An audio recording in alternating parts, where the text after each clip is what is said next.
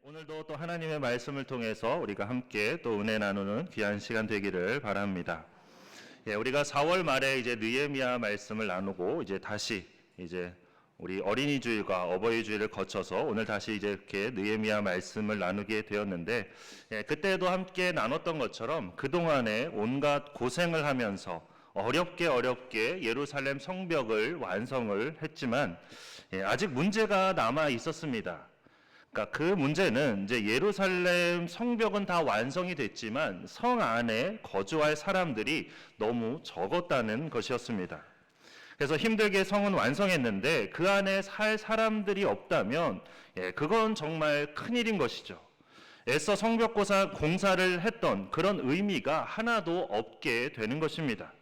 그러니까 마치 아파트를 다 지어놨는데 분양이 안 돼서 아파트에 살 사람이 없는 것과 마찬가지죠.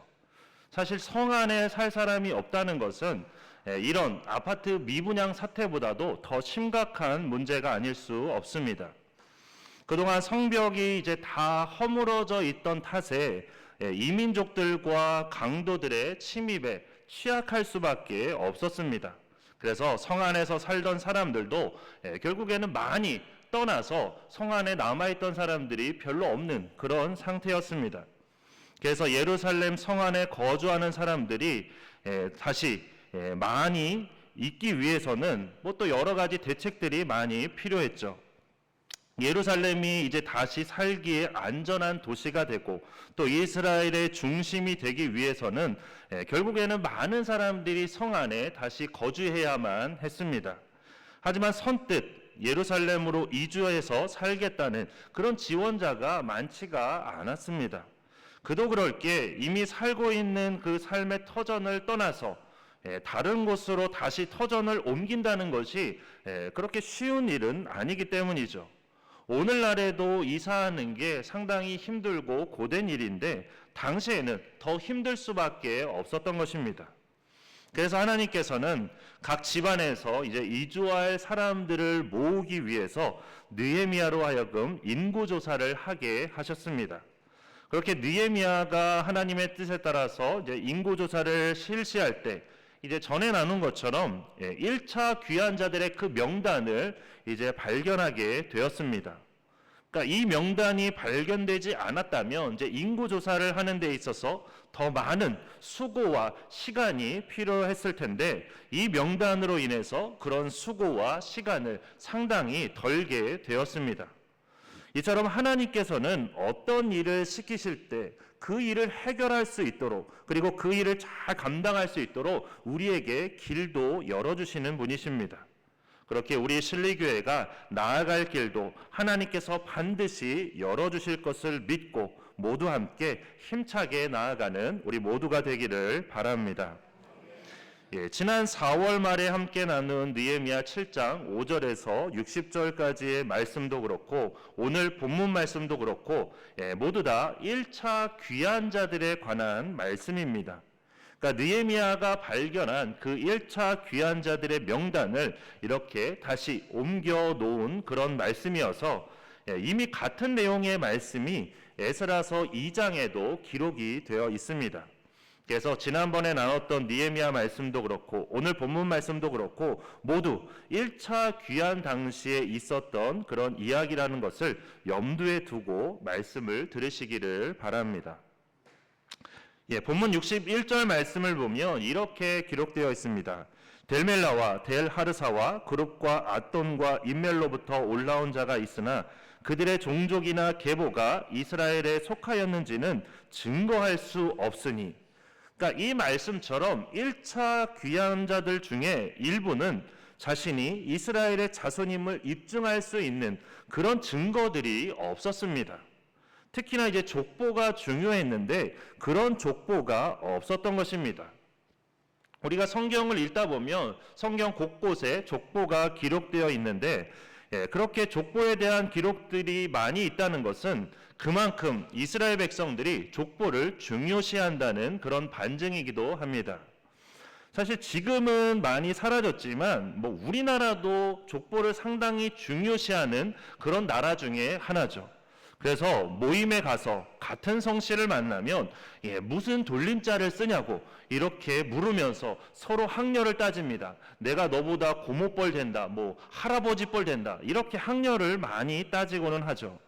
근데 이스라엘도 마찬가지로 족보를 많이 중요시해서 우리나라처럼 이스라엘 사람들도 집안에 족보를 가지고 있었고, 또 지역의 관료들 또한 그 지역 사람들에 대한 기록을 보존하고 있었습니다. 그런데 귀양민 중에 이렇게 족보를 가지고 있지 않던 자들이 있었던 겁니다. 게다가 다른 족보를 뒤져봐도 그들에 관한 기록이 남아있지 않았습니다. 그러니까 한마디로 출신과 소속이 불분명한 그런 사람들이었습니다. 어떻게 이런 일이 벌어지게 되었을까요? 여기에는 몇 가지 가설들이 있습니다.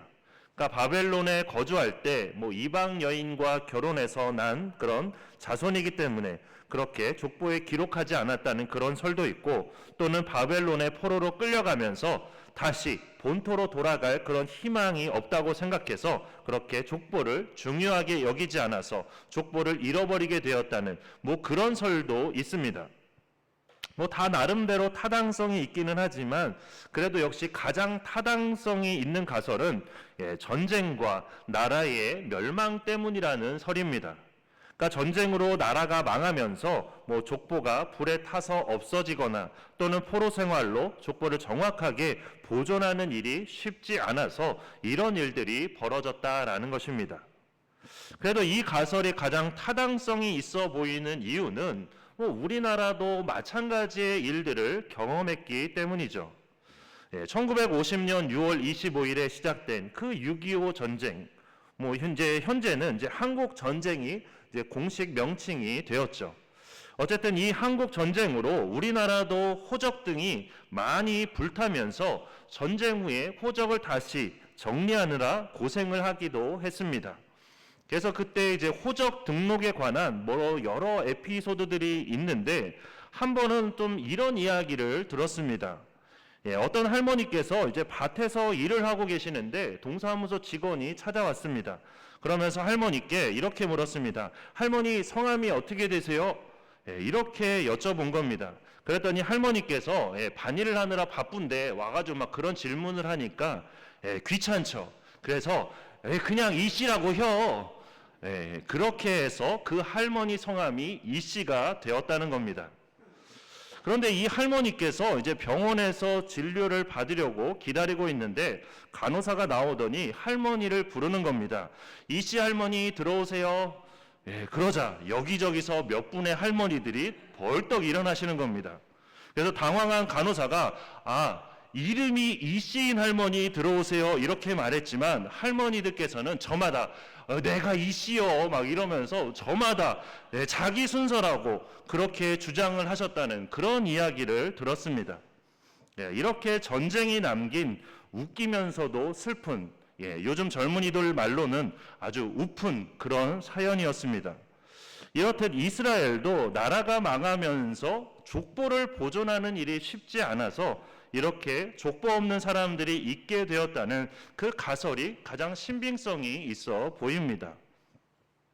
그런데 사실 이 가설들이 중요한 것은 아니죠. 어쨌든 출신과 소속을 증명해 줄 그런 자료가 있어야 했는데 그러지를 못했다는 겁니다. 당시에는 그 어느 때보다도 순수한 혈통에 대해서 아주 예민해 있던 그런 때였습니다. 나라가 망한 가장 큰 원인 중에 하나가 바로 이방인들과의 혼인을 통해서 들어온 그런 온갖 우상들 때문이기도 했고, 또 이제 나라가 다시 새롭게 세워지는 그런 중요한 시기였기 때문에 족보에 대해서, 그리고 혈통에 대해서, 그리고 출신과 소속에 대해서 그 어느 때보다도 예민할 수밖에 없는 그런 시대였습니다. 그래서 결국에는 이렇게 족보도 없고 이스라엘 혈통임을 입증할 그런 근거가 없는 자들을 따로 구분할 수밖에 없었습니다. 특히 이들 중에는 63절 말씀처럼 그동안 제사장의 역할을 감당했던 사람들도 있었는데, 그들에게 제사를 맡긴다는 것은 자칫 제사가 부정해질 수 있는 그런 큰 위험이 있었기 때문에 유다 총독은 자신이 이스라엘 자손이라는 사실을 입증하지 못하는 그런 제사장들에게는 그 직분을 행하지 못하게 했습니다. 그리고 다시 우림과 둠빔으로 판결할 제사장이 일어나서 정확한 판결이 내려지기 전까지는 지성물도 먹지 못하게 했습니다. 그렇다면 어떠신가요? 당시에 이런 규정과 조치가 과연 어떻다고 생각하시나요? 그동안 멀쩡히 이스라엘 백성으로 잘 살아왔는데, 그리고 제사장으로서의 역할을 잘 감당해 왔는데, 갑자기 하루 만에 이방인처럼 되고 하루 만에 제사장직을 못하게 되었으니, 만약 우리가 그 당사자였다면 우리 안에 과연 어떤 생각이 들었을까요? 사실 머리로는 이해할 수 있다 하더라도 쉽게 받아들여지는 그런 일은 아니었을 것입니다. 그런데 앞서 말씀드린 것처럼 나라 멸망의 원인과 또 이제 새롭게 나라를 다시 시작하고자 하는 그런 입장에서 당시의 상황을, 그런 상황들을 다 고려해 보면 새로 형성된 예루살렘 공동체가 이렇게 혈통이라는 그런 규정의 근거에서 이러한 조치를 내린 것은 충분히 또 이해하고 납득할 수 있는 그런 부분입니다. 그리고 교회에도 사실 이런 부분이 상당히 또 필요한 부분이기도 합니다. 특히나 오늘날에는 더 교회가 어떤 규정과 규칙이 많이 필요한 그런 시대입니다. 왜냐하면 이제 신천지 같은 그런 이단들이 교회에게 몰래 잠입하기도 하는 그런 시대이기 때문에 이러한 규정과 규칙에 따른 그런 검증 절차가 반드시 필요한 것입니다. 그래서 전에 사역하던 교회는 이제 새가족이 교회에 등록을 하더라도 당장 교회 봉사를 허락하지는 않고 이제 같은 교단의 경우에는 약 6개월 정도, 그리고 타 교단의 경우에는 약 1년의 기간을 둔 후에 봉사하도록 그렇게 허락을 했습니다. 사실 교회마다 일꾼이 부족하고 그거는 작은 교회나 큰 교회나 다 마찬가지입니다. 이렇듯 교회마다 일꾼이 부족하지만 그래도 이런 검증 절차를 거치는 것이 너무나 중요하기 때문에 이런 검증 절차를 거치는 것입니다. 그리고 당시에 그렇게 족보를 통해서 출신과 소속을 따졌던 것도 다 마찬가지의 이유로 그렇게 했던 것입니다. 그런데 보면 일반인들에 대한 제재도 있었지만 특히나 제사장들에 대한 제재가 더 심했는데, 사실 오늘날에도 이런 부분이 너무나 중요합니다. 그러니까 목회자에 대한 규정과 검증이 필요하다는 것이죠. 다른 분들이 저를 어떻게 생각하실지는 모르겠지만 저도 제가 완벽하고 훌륭한 목회자라고 생각하지는 않습니다. 다만 그래도 나름 정상적인 목회자라고는 생각합니다. 왜 이런 생각을 하냐면 저도 목회자지만 정말 저의 목회자인 제가 봐도 이상하고 이해할 수 없는 그런 목회자들도 있기 때문에 이런 생각을 하게 되는 것입니다. 그래서 목회자에 대한 규정과 검증 절차가 좀 더 체계적으로 있어야 된다는 그런 생각을 하곤 합니다. 게다가 우리나라에는 너무나 많은 이단들이 있죠. 넷플릭스에서 방영하는 나는 신이다라는 그런 다큐를 보신 분들도 계실 텐데, 그 다큐를 보시면 정말 충격적이죠. 한동안 사회적으로 큰 이슈가 되기도 했는데, 그런데 그 다큐에 나오는 이단들, JMS나 구원파, 아가동산, 만민중앙교회 이런 이단들은 그나마 그동안에도 많이 알려진 이단들입니다. 그런데 이번에 이제 채널 A에서 방영하는 블랙2 영혼 파괴자들이라는 TV 프로그램을 잠깐 보게 됐는데, 거기에 보니까 돌나라라는 이단도 있고 안산 Y교회 오목사라는 사람도 있고 정말 알려지지 않은 그런 이단들도 너무나 많습니다. 그리고 이놈의 이단들은 하는 짓이 어떻게 그렇게 저마다 다 똑같은지 어디에 이단을 가르치는 학교가 있는 게 아닌가 하는 그런 의심이 들 정도입니다. 그러니까 하는 짓들이 다 똑같습니다. 사람들에게 공포심을 조장해서 사람들을 불러 모으고, 그리고 그 다음에는 성착취를 하고 재산들을 빼앗고, 그리고 탈퇴하려고 하면 가서 협박하고, 하는 짓들이 다 똑같습니다. 게다가 그들 모두 다 하나같이 뭐 하나님, 예수님, 성령님 이런 말을 하면서 온갖 기독교 용어들을 다 사용하는데 믿지 않는 사람들이 이걸 보면 정말 교회를 뭐라고 생각할지 걱정이 너무나 많이 됩니다. 정말 이런 이단들의 모습을 보면 내 자신도 그렇고 내 자녀도 그렇고 무서워서 정말로 교회에 보내고 싶지 않을 것 같다는 그런 생각이 많이 들었습니다. 그러니까 모르는 사람들, 이단이라는 존재에 대해서 잘 모르는 일반인들은 그렇게 자녀들을 교회에 보내기가 쉽지 않을 거라는 그런 생각이 많이 들게 된 것입니다. 그래서 이런 이단들의 이야기를 보고 들을 때마다 정말 속이 터집니다.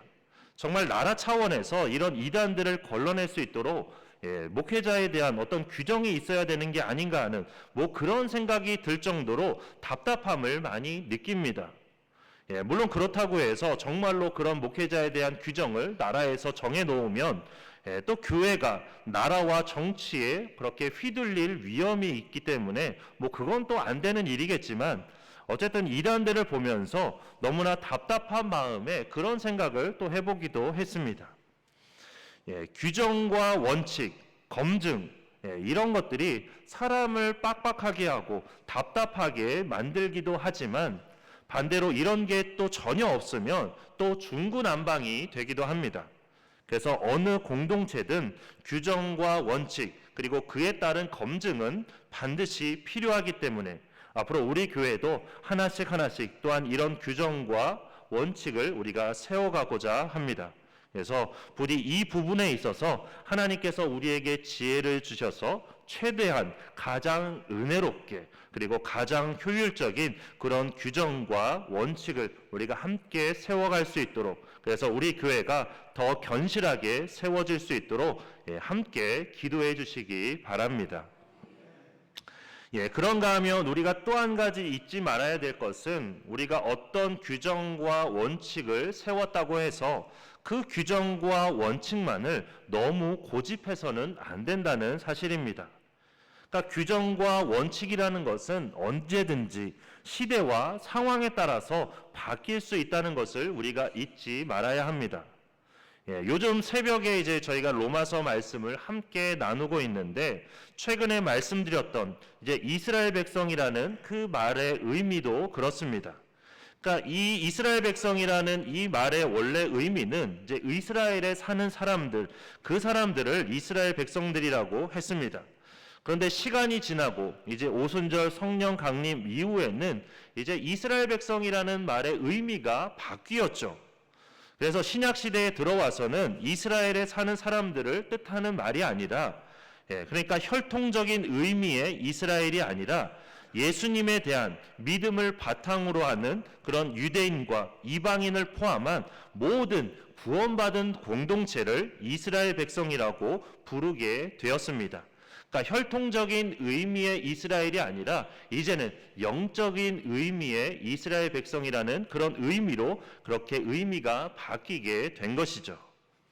이처럼 한 시대의 영적인 필요에 의해서 선호되고 강조되었던 것들이 다른 시대에 가서는 무의미하거나 또는 오히려 영적인 걸림돌이 되기도 합니다. 그러니까 이스라엘 백성이라는 말의 의미가 그랬고 또 다른 예로는 뭐 제가 입고 있는 이 목사 가운의 경우도 뭐 마찬가지입니다. 뭐 이렇게 가운을 입는 것은 어떻게 보면 이제 거룩성을 좀 나타내는 좋은 점도 있지만 요즘 또 새로운 세대에게는 이게 별로 좋은 이미지로 다가가지는 않습니다. 그러니까 요즘 젊은 뭐 MZ 세대나 또 새로운 세대들에게는 이 가운이라는 것이 약간 꼰대라는 그런 이미지로 많이 다가오기도 합니다. 그러니까 권위만 내세우는 답답하고 좀 타협이 안 되는 그런 이미지로 다가온다는 것이죠. 그래서 보시면 뭐 요즘에 뭐 인터넷이나 이제 유튜브 같은데 가장 많이 나오는 분당 우리 교회라든가 뭐 선한 목자교회, 베이직 교회 이렇게 요즘 가장 유명하고 영적으로 앞서가는 교회들을 보면 대부분 또 가운을 입지 않고 그냥 정장만 입는 경우도 많습니다. 그런가 하면 뭐 어떤 교회들은 뭐 정장을 넘어서서 그냥 뭐 평상복 차림으로 서시는 그런 목사님들도 간혹 계십니다. 그런데 뭐 이것이 옳다 그르다를 논하기 전에 우리는 무엇을 생각해야 되냐면 시대가 바뀌고 있다는 것을 우리가 생각을 해야 된다는 것입니다. 그리고 그 시대에 가장 좋은 길을 지혜롭게 택하는 것이 우리에게 꼭 필요하다는 것을 우리가 반드시 기억해야 된다는 것입니다. 그러니까 가운을 입는 것이 좋냐 좋지 않냐 그것을 떠나서 그 시대에 필요한 것이 무엇인가를 먼저 생각해야 된다는 것이죠. 그러니까 신앙생활을 하는 데 있어서 원칙과 규정도 중요하지만 또한 시대에 따라서 변화도 반드시 필요하다는 것입니다. 교회에 있어서 그리고 우리의 신앙생활에 있어서 시대와 장소에 상관없이 반드시 지켜야 될 어떤 절대적인 것들이 있습니다. 그러니까 예를 들면 예배의 대상이라던가 그러니까 우리가 누구를 향해서 예배를 드리고 있는가 그런 예배의 대상이라던가 예배의 의미 이런 것들은 변하지 않아야 되죠. 우리의 예배의 대상은 오직 하나님을 향해서만 예배를 드려야 합니다. 그리고 예배의 의미도 절대로 변화돼서는 안 됩니다. 이처럼 절대로 변하지 말아야 될 그런 절대적인 것들이 있습니다. 그런가 하면 반대로 시대에 따라서 바뀔 수 있고 또 때로는 바뀌어야만 하는 상대적이고 가변적인 것들도 있습니다. 그러니까 예를 들면 예배의 형식이나 예배의 장소 이런 부분은 또 시대에 따라서 얼마든지 달라질 수 있는 그런 부분입니다. 만약 예배 형식과 장소에 있어서도 그냥 전통이 중요하고 원칙이 중요하다고 그렇게 고집한다면 우리는 초대교회처럼 회당에 모여서 우리가 예배를 드려야 할지도 모릅니다. 또한 예배 순서도 우리가 지금과는 또 많이 달라야 할 것입니다. 하지만 시대적 필요에 의해서 비롯된 그런 관습이나 풍습은 우리가 또 과감하게 시대에 따라서 바꿀 수 있어야 하고 또 그렇게 우리가 해왔기 때문에 우리가 이렇게 하나님께 예배를 드릴 수 있는 것입니다. 이렇게 신앙생활은 그 본질은 변해서는 안 되지만 그에 따른 형식 등은 시대에 따라서 변화를 또한 필요로 하는 것입니다. 그래서 중요한 것은 우리가 하나님께 지혜를 구하는 것이 중요합니다. 지금 이때, 지금 이곳에 필요한 것은 무엇인지 하나님께 기도하며 하나님이 주시는 지혜로 규정이 필요할 때는 규정을 세우고 변화가 필요할 때는 변화를 이루어가는 것이 중요하다는 것입니다. 그렇게 무엇이 옳고 그르냐를 따지기 전에 먼저 하나님께 그 모든 것들을 잘 분별할 수 있는 그런 지혜를 먼저 구하는 우리 모두가 되기를 바랍니다. 오늘 본문 66절에서 73절 말씀은 이제 1차 귀한 자들의 총 인원수와 또한 그들이 성전 재건을 위해서 드린 그런 예물에 관한 말씀입니다. 이 말씀을 통해서 우리가 깨닫게 되는 것은 하나님은 우리에게 하나님 나라의 일을 하도록 부르시고 명령하실 때 결코 맨손으로 하도록 그렇게 부르시고 일을 맡기시는 분은 아니라는 사실입니다. 그러니까 하나님은 우리가 하나님 나라의 일을 하는데 필요한 그 모든 것들을 다 우리에게 공급해 주시는 분이십니다. 당시에 이스라엘 백성들이 성전을 재건할 때도 그렇고 또 성벽을 재건할 때도 그렇고 그 모든 일들은 신앙과 선한 의지로만 이룰 수 있는 게 결코 아닙니다. 결국에는 막대한 물질과 자원이 필요한 그런 일이기 때문이죠. 그런데 중요한 것은 우리가 신앙과 의지로 나아가면 그 모든 필요한 것들은 하나님께서 우리에게 채워주신다는 사실입니다. 옛날 모세를 통해서 출애굽을 할 때도 하나님은 이스라엘 백성들을 빈손으로 애굽에서 나오게 하지 않으셨습니다. 그래서 애굽 사람들로부터 막대한 물질을 얻어서 그렇게 나오게 하셨는데 그래서 출애굽기 12장 35절과 36절 말씀을 보면 이렇게 기록되어 있습니다.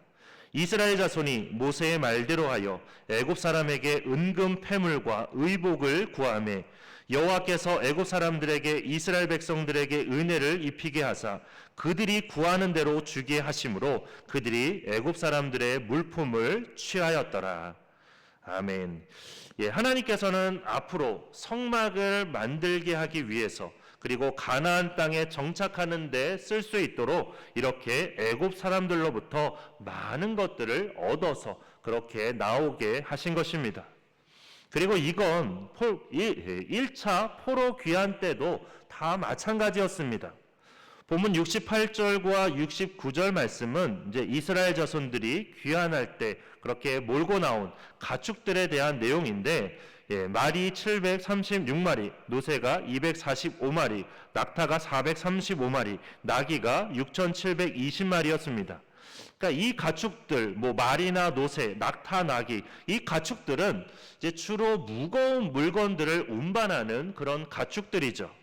그런데 하나님은 고레스 왕을 통해서 이와 같은 귀한 가축들을 이제 성전 재건을 위해서 이스라엘 자손들에게 공급해 주셨습니다. 그러니까 하나님은 이처럼 우리가 하나님 나라를 위해서 일하고자 하면 그에 필요한 모든 것들을 채워주시고 공급해 주신다는 것입니다. 그렇게 우리 교회에도 필요한 모든 것들을 하나님께서 공급해 주시고 앞으로 우리 교회가 하나님 나라를 위해서 더 많은 일을 할 수 있도록, 특히 이 지역사회를 잘 섬기고 복음화하는 그런 교회가 되도록 우리에게 일어설 힘과 능력뿐만 아니라 필요한 모든 물질적인 것까지도 하나님께서 다 채워주실 줄 믿습니다. 그런데 우리가 중요한 것은 그냥 믿기만 해서는 안 된다는 것이죠. 중요한 것은 하나님께 구하며 기도하는 것입니다. 그래서 에스겔 36장 37절과 38절에서도 하나님께서 이렇게 말씀하셨습니다. 우리 함께 에스겔 36장 37절과 38절 말씀을 함께 보도록 하겠습니다.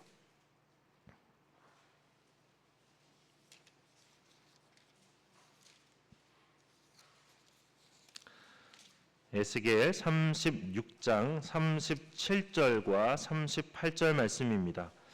구약 1208쪽입니다.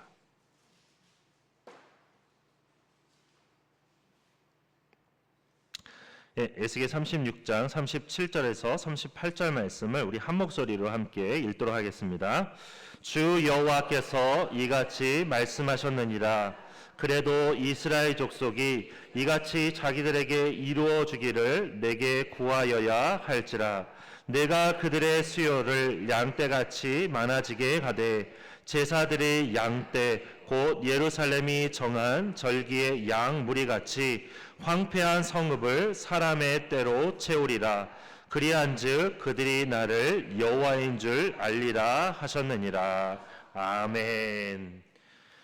앞서 1차 귀환자들이 끌고 온 가축들의 그 규모를 보면 그들 중 상당수가 1차 귀환자들 중 상당수가 상당한 부자였음을 알 수 있습니다. 그러니까 하나님께서는 이미 예전부터 귀환자들을 부유하게 하시면서 귀환과 또한 성전 재건을 위한 모든 준비를 하게 하셨던 것입니다. 그렇게 우리가 이렇게 하나님께서 우리 교회에 필요한 모든 것들을 채워주시기를 기도할 때 하나님은 출애굽 당시처럼 다른 사람들을 통해서 그 필요를 채워주실 수도 있고, 또는 1차 귀환 때처럼 우리를 부유하게 하셔서 우리를 통해 그 필요를 채워주실 수도 있고, 아니면 또 다른 방법으로 그 문제를 해결해 주실 수도 있습니다. 어쨌든 중요한 것은 우리가 기도하고 구할 때 하나님께서 반드시 이루어 주신다는 것입니다. 그리고 이러한 기도는 우리가 우리 자신을 위해서 구하는 것이 아니라 주님의 몸된 교회와 하나님의 나라를 위해서 우리가 구하는 것이기 때문에 하나님께서 반드시 그리고 더 놀랍게 이루어 주실 것입니다. 그렇게 이러한 믿음으로 하나님께 구하며 기도하는 우리 모두가 되기를 바랍니다. 규정을 세우는 것도, 그리고 그러한 규정을 바꾸고 변화를 시도하는 것도, 그리고 하나님께 물질을 구하는 것도 모두 교회와 하나님 나라를 위해서 우리가 행하고자 할 때 하나님께서는 반드시 지혜와 능력을 주셔서 그 모든 것들을 능히 이루게 하시고 가장 좋은 길로 인도해 주시며 또 가장 좋은 것들로 채워주실 줄 믿습니다. 그렇기에 하나님 나라와 공동체를 바로 세우기 위해서 늘 최선을 다하며 기도에 힘썼던 그런 수르바벨과 예수아 그리고 에스라와 느헤미야처럼 우리도 교회와 하나님 나라를 위해서 우리가 최선을 다하며 더욱더 기도에 힘쓰는 우리 모두가 되기를 주님의 이름으로 축원합니다. 함께 기도하겠습니다. 사랑의 하나님, 우리를 이렇게 하나님의 자녀 삼아주시고 이렇게 실리교회 안에서 아름다운 믿음의 공동체로 서게 하심을 감사드립니다. 하나님, 하나님께서 이루고자 하시는 그 모든 뜻과 계획을 위해서 하나님께서 모든 지혜도 능력도 필요한 물질도 공급해 주시는 줄 믿습니다. 하나님, 그렇기에 규정을 세우는 것도 그리고 그러한 규정을 바꾸고 변화를 시도하는 것도 그리고 하나님께 물질을 구하는 것도 우리 모두가 교회와 하나님 나라를 위해서 간절히 구하며 기도하오니 하나님께서 우리의 기도를 들어 응답하여 주시고 우리 교회가 앞으로 더욱더 은혜로운 규정을 잘 세워가고 그 모든 것들을 또한 때때마다 하나님의 뜻에 따라서 아름답게 잘 변화시켜 나아가며 그리고 무엇보다도 우리 교회를 통해서 이루고자 하시는 하나님의 놀라운 회복과 부흥을 위해서 우리가 더욱더 물질도 하나님께 구하는 우리가 되도록 인도하여 주시옵소서. 그래서 하나님께서 능히 이루게 하시고 가장 좋은 길로 인도해 주시며 가장 좋은 것들로 채워주시는 하나님의 그 놀라운 역사가 우리 교회 안에 더욱더 가득하게 하여 주시고 우리 교회가 더 놀랍게 일어서서 하나님의 뜻과 하나님의 모든 계획들을 아름답게 이루어가는 우리 실리교회가 될 수 있도록 인도하여 주시옵소서. 우리를 아름답게 일으켜 주시고 사용하여 주실 줄 믿고 감사드리며 예수 그리스도 이름으로 기도드립니다. 아멘.